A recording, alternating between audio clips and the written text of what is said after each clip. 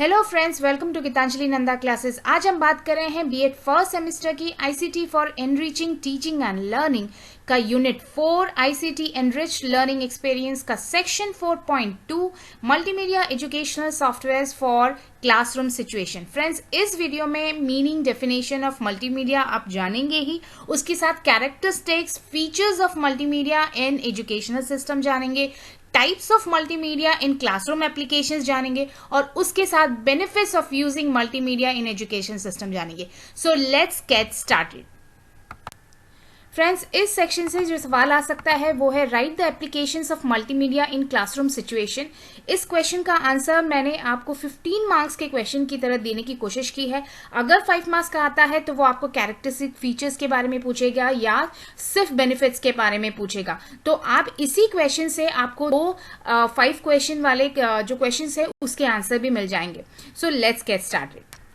Friends, अगर सवाल आपका है write the applications of multimedia in classroom situation, तो शुरुआत आप आंसर की डेफिनेशन ऑफ मल्टीमीडिया से कीजिएगा। फिर बताइएगा कि कौन थे वो जिन्होंने मल्टीमीडिया जो टर्म है उसे कॉइन किया था और मल्टीमीडिया का यूज जो है क्लासरूम में किस तरह एक मॉडर्नाइजेशन इन क्लासरूम लाता है, क्या वो फीचर्स होती हैं क्लासरूम में, चेंज फीचर्स क्या होती हैं जो मल्टीमीडिया लाता है। ये मीनिंग और डेफिनेशन पार्ट में जाता है। उसके बाद एप्लीकेशंस पे आइएगा। एप्लीकेशंस में क्लासरूम में कौन कौन से मल्टीमीडिया है जिसे यूज किया जाता है, कौन कौन सी एप्लीकेशंस ऑफ मल्टीमीडिया हैं जो यूज की जाती हैं, यानी टाइप्स ऑफ मल्टीमीडिया में आइएगा। फिर आप लिखिएगा फीचर्स ऑफ मल्टीमीडिया जिसकी वजह से ये क्लासरूम में यूज किया जाता है, और फिर कैरेक्टरिस्टिक्स ऑफ मल्टीमीडिया, और लास्ट अपने क्वेश्चन को फिनिश कीजिएगा benefits of multimedia in classroom situation, जिसकी वजह से ये ट्रेडिशनल क्लासरूम से मॉडर्न क्लासरूम बनाता है। तो डेफिनेशन में फ्रेंड्स आते हैं। डेफिनेशन में आप बताइएगा कि multimedia is a presentation of information that incorporates multiple media such as text, audio, graphics and animation. यानी हम इसे मल्टीमीडिया इसीलिए कहते हैं क्योंकि इसमें होते हैं मल्टीपल मीडियाज, और वो मल्टीपल मीडियाज होते हैं टेक्स्ट, ऑडियोज, ग्राफिक्स और एनिमेशन, जिसे यूज किया जाता है प्रेजेंटेशन बनाने के लिए ताकि हम इंफॉर्मेशन को बेटर डिलीवर कर सकें लर्नर के सामने। और ये जो टर्म है multimedia, that was coined bye singer and artist Bob Goldstein. Modern classroom are different from traditional classroom as they are student-centric, interactive and teachers are facilitators। यानी मॉडर्न क्लासरूम जो होता है वो डिफरेंट होते हैं ट्रेडिशनल क्लासरूम से क्योंकि ये चाइल्ड सेंटर्ड होते हैं। ट्रेडिशनल क्लासरूम टीचर सेंटर्ड होते थे और यहाँ टीचर्स एज फैसिलिटेटर्स होते हैं। बच्चों का जो नॉलेज होता है उसे फैसिलिटेट करते हैं ताकि बच्चे अपने आप वो नॉलेज को बिल्डअप कर सके। सो दे फैसिलिटेट, और ये इंटरेक्टिव भी होते हैं। मॉडर्न क्लासरूम्स इंटरेक्टिव होती हैं और ये मॉडल क्लासरूम बनाने के लिए मल्टीमीडिया एक बहुत बड़ा पार्ट प्ले करता है क्योंकि to create the difference new technologies has played a big part as it provides better resources, references and making it more interactive and brings new layers to educational process. So multimedia बहुत सारे layers लाता है different media की वजह से, text, audio, videos, graphics की वजह से वो इंटरेक्टिव बनाता है। रेफरेंसेज बहुत अच्छे मिलते हैं इससे, रिसोर्सेज बेटर मिलती हैं क्योंकि हम अपनी जो दूसरों की जो रिसर्च है उसको भी दिखा पाते हैं और दूसरे सिनेरियोज में क्या क्या चल रहा है, दूसरे कंट्रीज में क्या क्या चल रहा है उसे भी हम बच्चों को दिखा पाते हैं। सो ये इंटरेक्टिव तो बनाता ही है बट उसके साथ एक ग्लोबल अंडरस्टैंडिंग भी बच्चों की बनाता है, इंटरेक्टिव बनाता है और बहुत सारे लेयर्स लर्निंग में लाता है। इसकी वजह से ये ट्रेडिशनल क्लासरूम से क्लासरूम को मॉडर्न क्लासरूम बनाता है। तो फ्रेंड्स, ये पार्ट मीनिंग एंड डेफिनेशन का था। इसके बाद हम जाते हैं एप्लीकेशंस ऑफ मल्टीमीडिया यानी types of multimedia used in classroom. So types of multimedia used in classroom applications are first is talking book यानी digital text can be read aloud by recorded human or synthetic voice text to speech programs। So अगर हम human voice दें speech programs के साथ, software के साथ, ताकि वो डिजिटल टेक्स्ट को पढ़ पाए, उसे हम टॉकिंग बुक्स कहते हैं। टॉकिंग बुक्स बहुत इफेक्टिव होती हैं उन लोगों के लिए जिनके साथ आईसाइट प्रॉब्लम्स होती हैं। तो यहाँ बुक जो पीडीएफ्स हैं या फिर जो बुक्स हैं वो यूज़ किए जाते हैं क्लासरूम में पढ़ाने के लिए, जहां ऑटोमेटिकली ह्यूमन वॉइस आता है टेक्स्ट के साथ। Second है CD-ROM story books. They are digital books having audio text with animation, illustration, speech and sound. It engages learners and incorporates valuable literacy support. So CD-ROM story books जो होते हैं वो digital books होती हैं जिनमें तो voice होता ही है, उसके साथ एनिमेशंस और इलस्ट्रेशंस भी होते हैं और जो बच्चों को ज़्यादा एंगेज करवाते हैं और ये लिटरेसी बढ़ाते हैं, यानी समझ, एक कॉन्सेप्ट की समझ भी बहुत अच्छी तरीके से करवाते हैं. थर्ड है hypermedia. It refers to multimedia linkage with text, audio, graphics, animations and videos. Hyperlinks. It enriches the range of instructional support such as vocabulary, translation, explanatory notes. Hypermedia वो होता है जहां आप टेक्स्ट के साथ या ऑडियो के साथ या ग्राफिक्स के साथ आप दूसरे एक किसी वीडियो या ऑडियो को लिंक करते हैं हाइपर लिंक्स के साथ. फ्रेंड्स, हमने यूनिट 3 में हाइपर लिंक के बारे में पढ़ा था.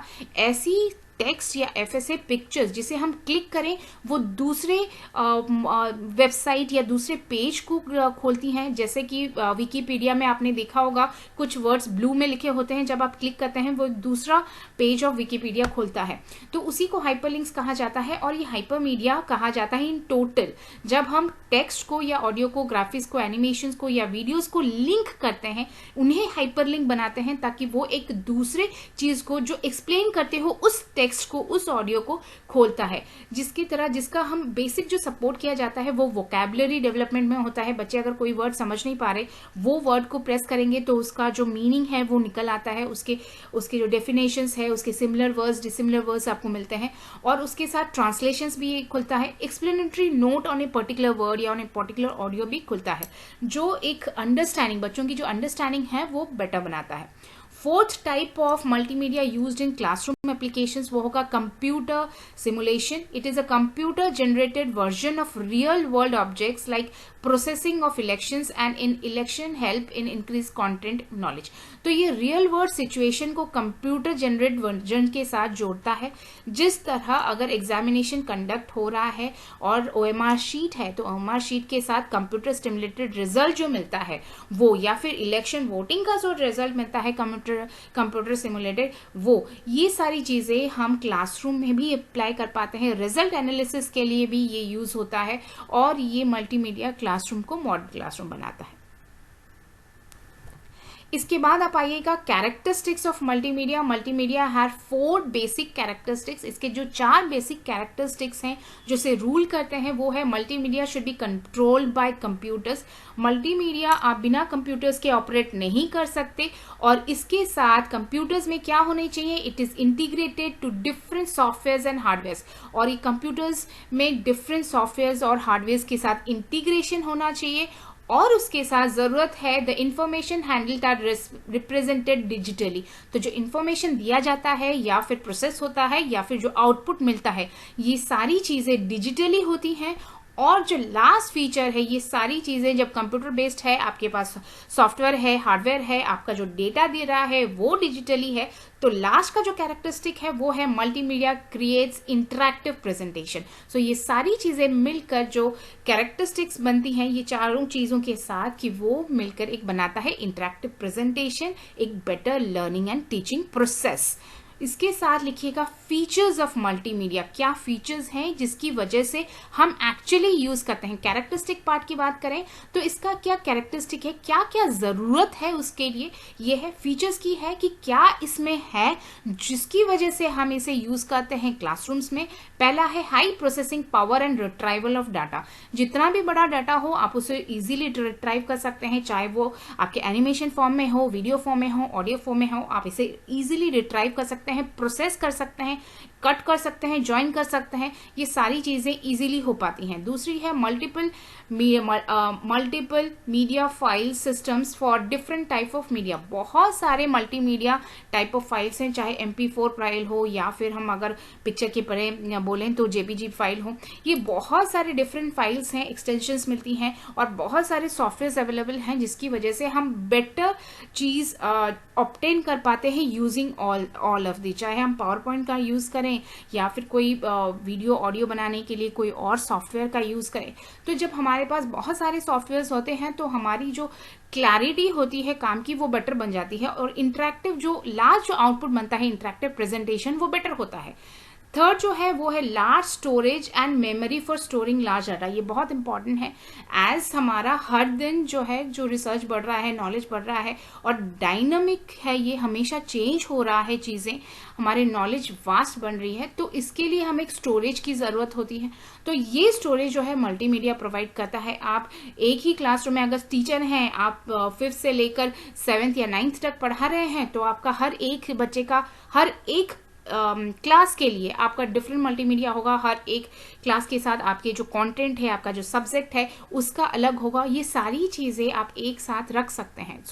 और उसको रिट्राइव भी जल्दी कर सकते हैं। सिर्फ रख सकते हैं, मेमोरी ज़्यादा होती है, जल्दी आप उसे रिट्राइव भी कर पाते हैं।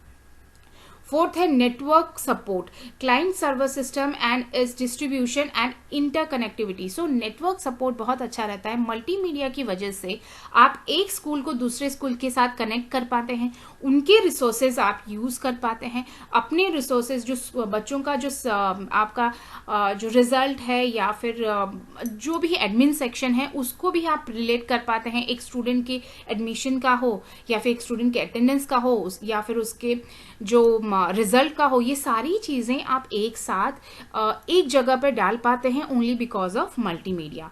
फिफ्थ है software tools, user friendly software tools for better engagement and understanding.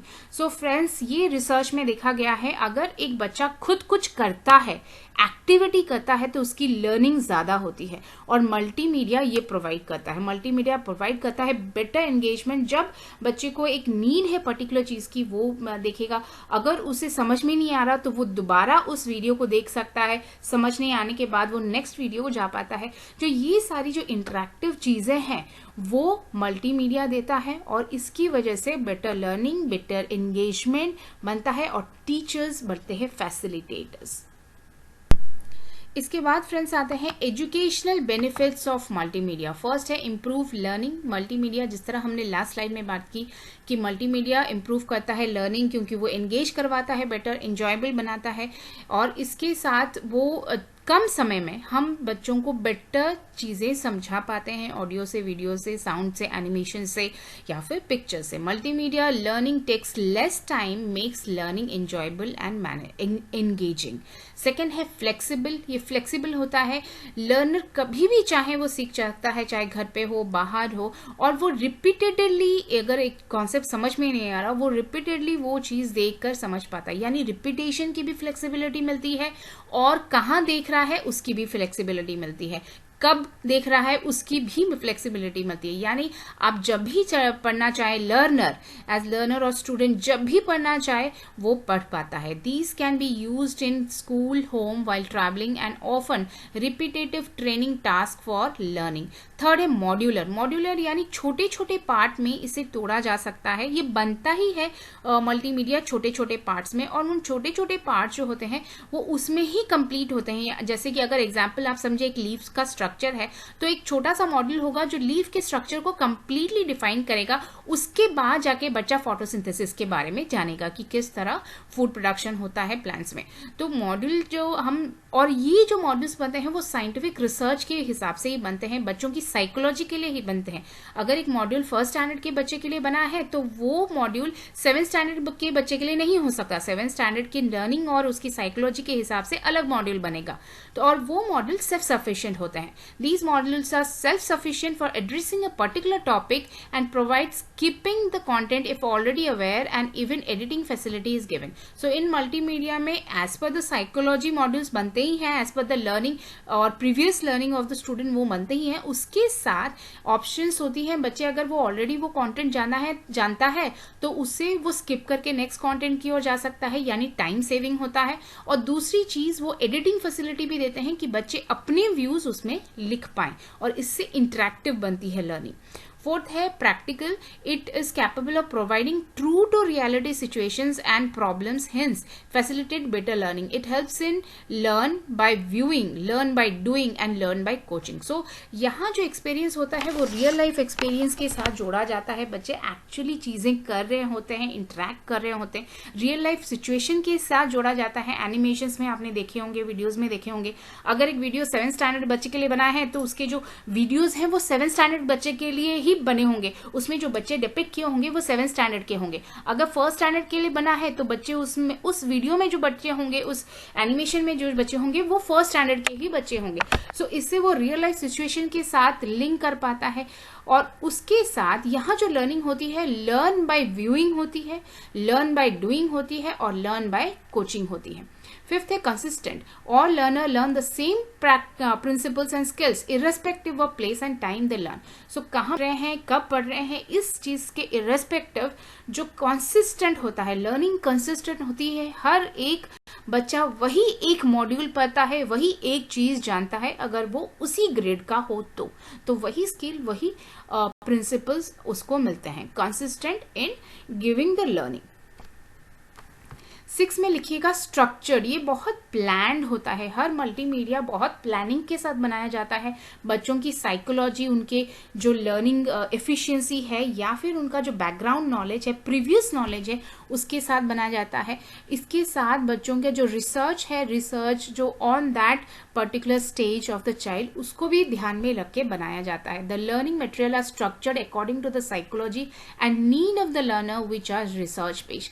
7th है timely. Learner are independent of the time when to learn and can start when they have a need. Research states that learning is better when it is associated with the need of the learner. So research कहता है कि better learning तब होती है जब learner की need हो उस चीज को पढ़ने की. तो जब उसके पास need हो और ये मल्टीमीडिया हो तो वो independently, चाहे रात के 12 बजे हो या सुबह के 4 बजे हो, वो उठ के पढ़ सकता है. चाहे वो ट्रैवल कर रहा हो या घर में हो, वो पढ़ सकता है, जिससे better learning होती है. तो इंडिपेंडेंट लर्निंग होती है और नीड बेस्ड लर्निंग होती है. 8th है एंगेजिंग, जिसके बारे में हमने बहुत बार रिपीटेडली मैंने बताया है कि ये ऑडियो, वीडियो, ग्राफिक्स के साथ जुड़े रहते हैं. इसके साथ क्वेश्चन आंसर्स होता है, इंटरेक्टिव बनाने की कोशिश की जाती है. उसके साथ जो लर्नर होता है वो अपनी व्यूज दे पाता है, एडिटिंग फैसिलिटी होती है, जिसकी वजह से ये एंगेजिंग होता है.